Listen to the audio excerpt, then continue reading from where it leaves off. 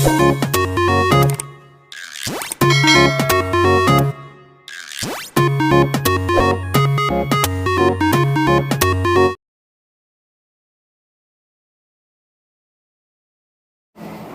Number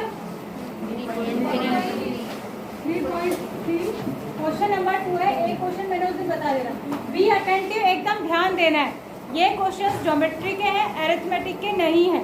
इनको थोड़ा ध्यान से सुनना और समझना होता है कि इसको कैसे सॉल्व करेंगे, वरना एग्जाम में आपको लिखने का पैटर्न ही नहीं आएगा कि लिखना कैसे होता है ज्योमेट्री के क्वेश्चन को। तो इसको बिल्कुल ध्यान दे के देखिए कि मैम कैसे, पेन नहीं होना चाहिए किसी के हाथ में। मैंने बता दिया, लिखने को मैंने आपको यहाँ उतारने की जरूरत ही नहीं है, कोई ज़रूरत है यहाँ उतारने की, तो फिर क्यों? आप ध्यान समझ लीजिए।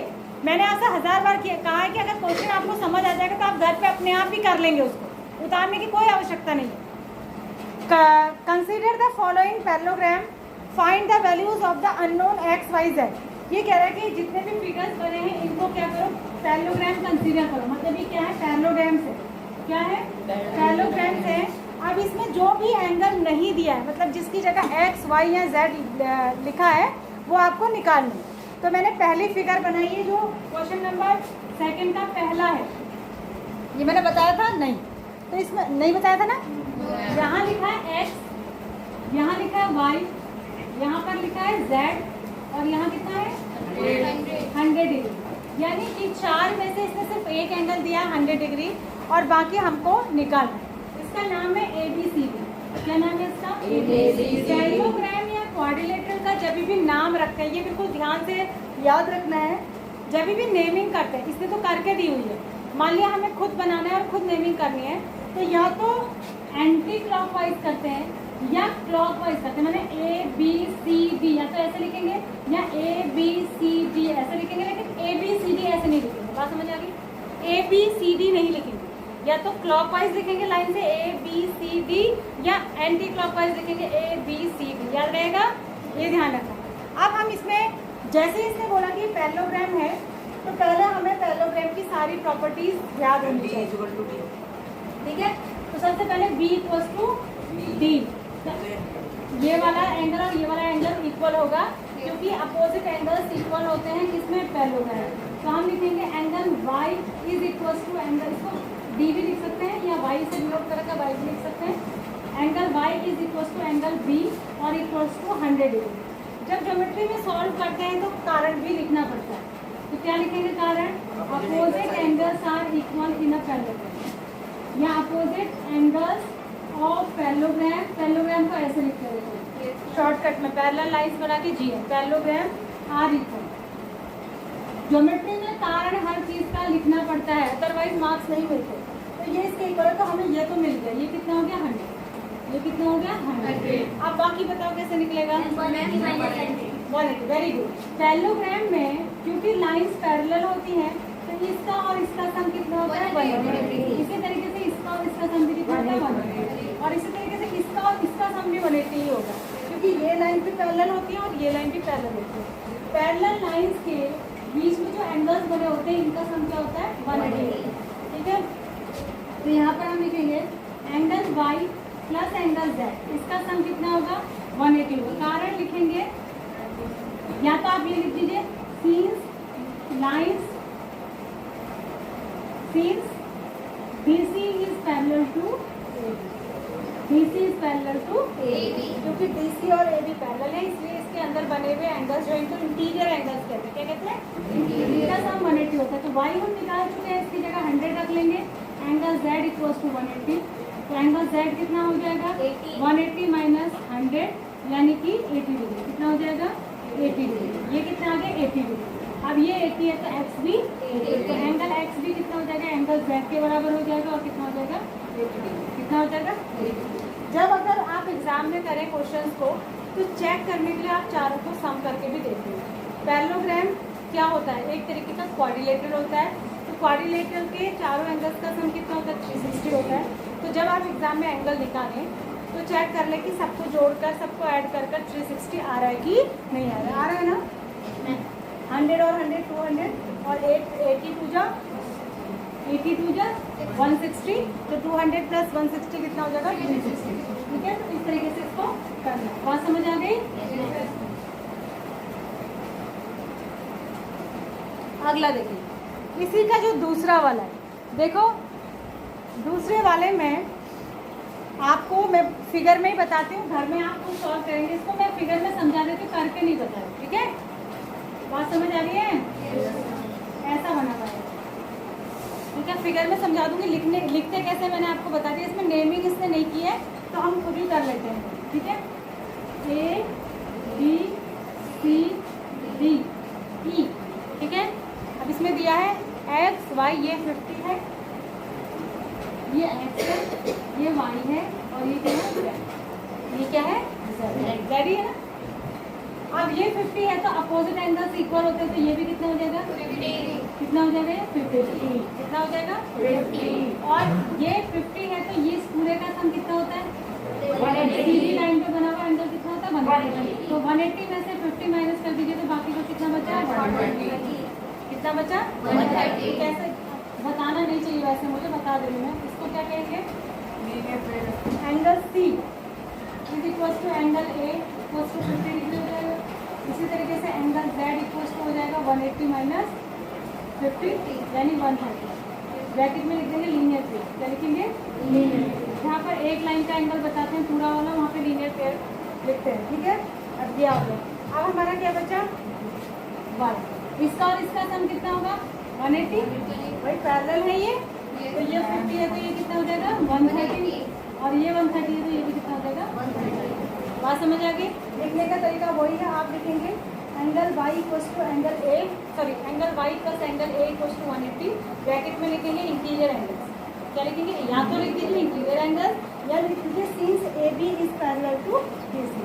उसका मतलब भी वही है कि ए बी डी सी के पैरेलल है, तो इसका मतलब ये इंटीरियर एंगल्स है, यानी कि इनका सम कितना होगा 180। तो फिर 180 में से माइनस, बस हमें दो की जरूरत होती है। अगर ये निकल गया और ये निकल गया तो सामने आमने वाले तो उसके इक्वल ही होगा, ठीक है? और ये वाला कैसे निकलना था 180 में से माइनस करके। समझ में आया? इसको लिख लेंगे ना। अब देखिए आप फिगर नंबर 3, 4 एंड 5, ये भी ऐसे ही है। तो मुझे बताइए कि इसमें से आपको कौन सा लगता है कि आप नहीं कर पाएंगे। ओरली अपने मन में निकाल के देखिए आपसे निकल रहे हैं कि नहीं।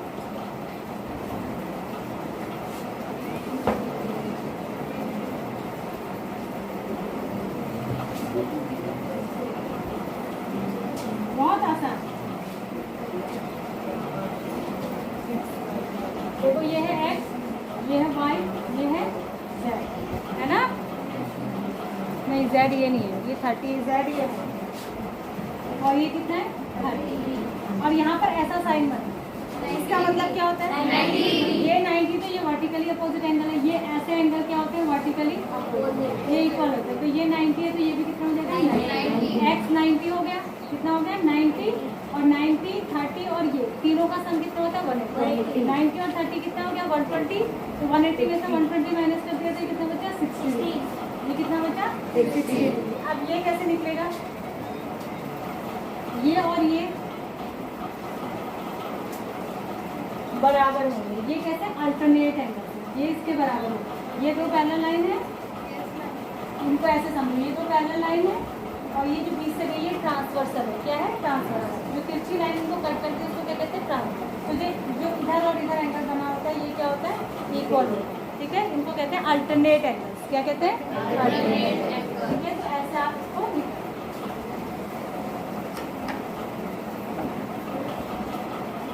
ठीक है। अगला देखिए, अगले में फिगर में समझा देती हूँ, लिख लेंगे ना घर में? Yes ma'am.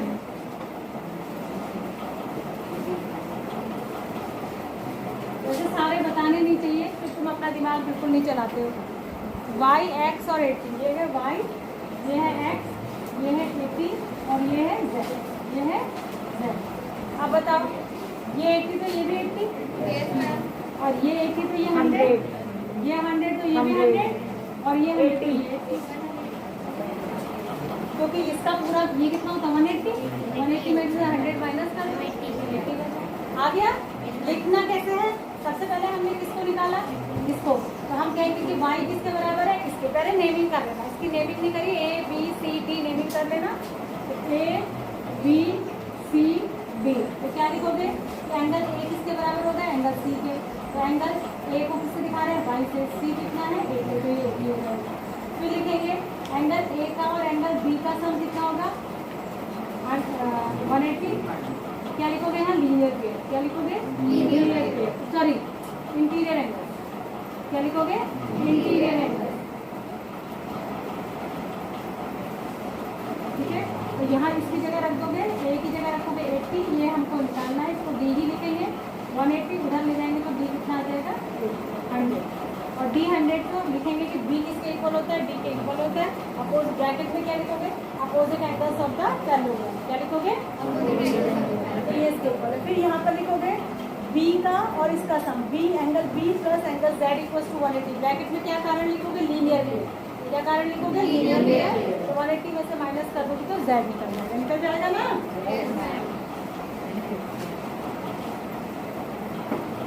ये करना है, अब अगला वाला आप कर देंगे, ठीक है।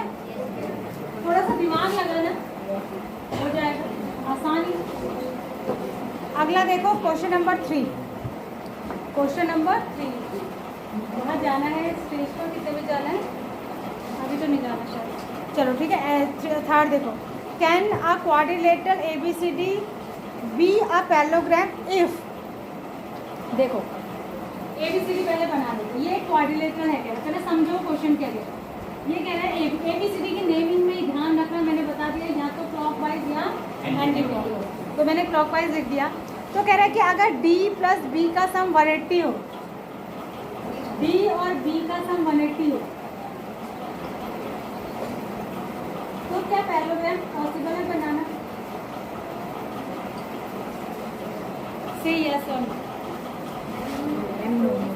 पॉसिबल है या नहीं, यस और नो। क्यों, क्यों नहीं है, अगर इसका और इसका सम 180 है तो क्या ये पैरेललोग्राम नहीं हो सकता, क्यों, रेक्टेंगल में नहीं होता ऐसा, वही रेक्टेंगल में सब 90 होते हैं, तो ये इसका सम और इसका सम क्या होता है, 180 होता है कि नहीं होता है, होता है या नहीं होता है। और रेक्टेंगल भी एक तरीके का क्या है, पैरेललोग्राम ही तो है, रेक्टेंगल स्क्वायर सब पैरेललोग्राम है, ठीक है। तो ये यस है, हो जाएगा। Can a quadrilateral ABCD be a parallelogram, ठीक है। उसके बाद AD equals to DC equals to 8 centimetre. अच्छा, ये तीनों का लिए पूछा है क्या इसने, ये तीनों अलग अलग हैं, तीनों क्वेश्चन अलग अलग हैं। AD equals to DC equals to 8 centimetre, AD और DC, AD कहाँ है, ये 8 है और ये भी 8 है, और नहीं AB और DC 8 है, AB और DC 8 है,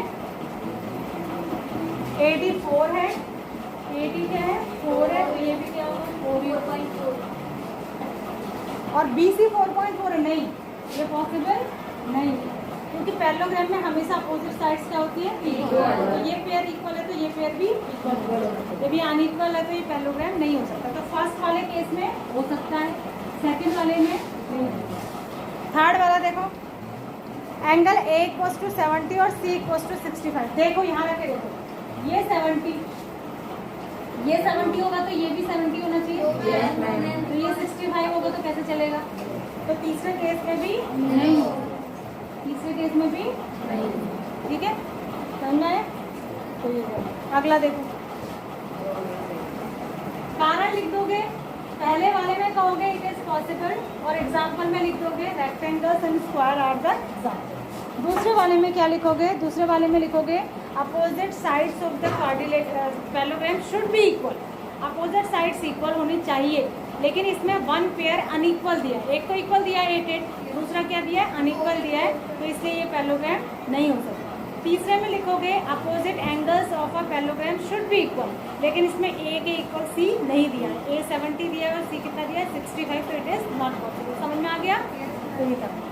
फोर्थ क्वेश्चन देखो, draw a rough figure of a quadrilateral that is not a parallelogram but has exactly two opposite angles of equal major.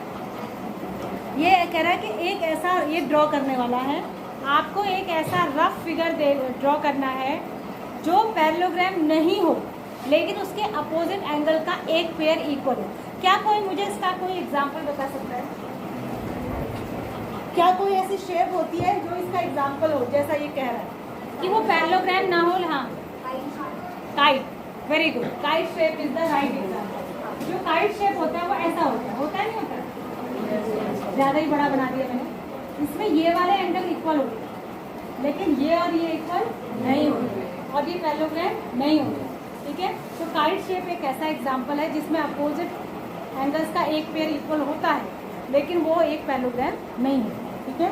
तो इसी को काइट शेप को ड्रॉ कर लेना, जिसमें से ये वाला है और ये वाला एंगल इक्वल बनाना है, ठीक है।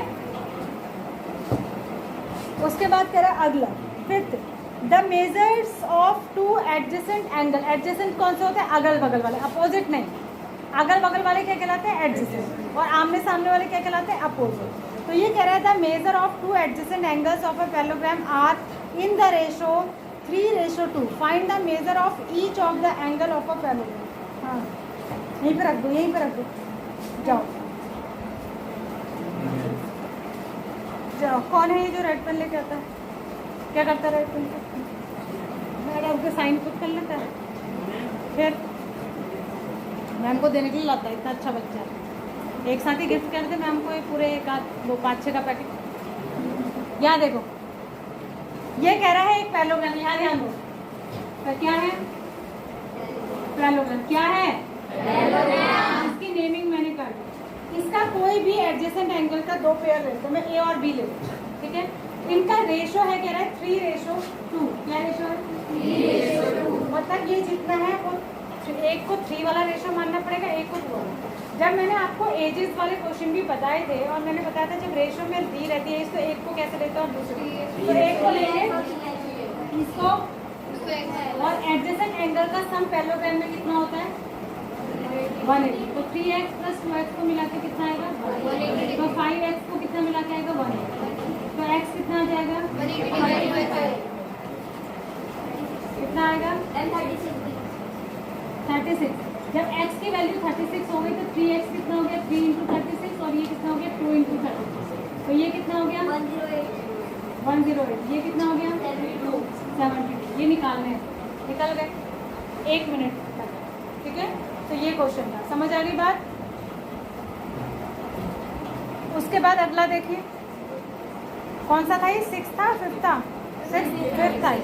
6th वाला देखिए, to adjacent angles of a parallelogram have equal major. Same यही क्वेश्चन है, और ये कह रहा है कि ये इक्वल है, तो ये x है तो ये भी कितना हो जाएगा? x। कितना हो जाएगा? x हो जाएगा। तो ये कह रहा है कि इक्वल मेजर के हैं, find the measure of the. तब तो तुम बता ही दोगे कितना आएगा ये? 90।